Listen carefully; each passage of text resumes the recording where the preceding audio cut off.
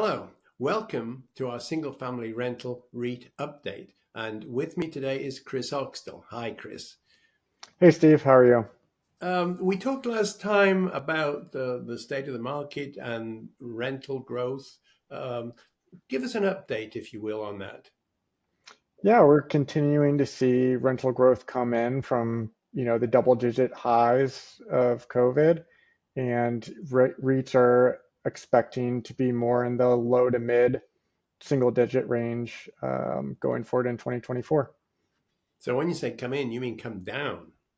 Yes, yeah, so, Yeah, more in line with inflation to slightly above inflation. yeah. I think expectations were high, and we're getting back to a reality check. Would that be true? Exactly, and, I think from the consumer side, uh, there's still a big gap between rental rates and mortgage rates, but we're seeing a wall of what renters are willing to rent at versus, be able to buy and own at.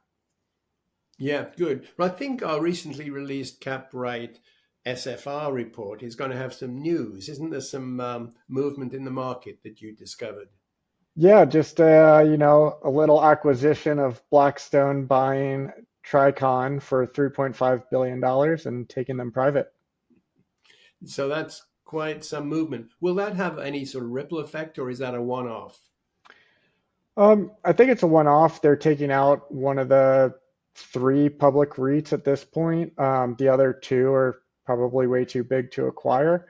Um, I do think there'll still be some industry consolidation amongst smaller operators that are private during the quarter as well. Invitation Homes has started to open up a management office. So they've signed contracts with Starwood and Nuveen to start managing their properties as well.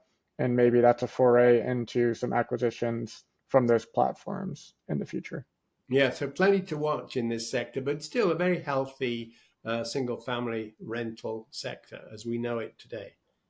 Yes, fundamentals are still strong and everything's still moving along in a great way. It's just not the 10% rent growth that you saw in 2021 and 2022. Sure. Yeah. Well, thanks for coming in today and sharing those views, Kris, and we'll all read the recently released report. Thanks, Thanks. Steve.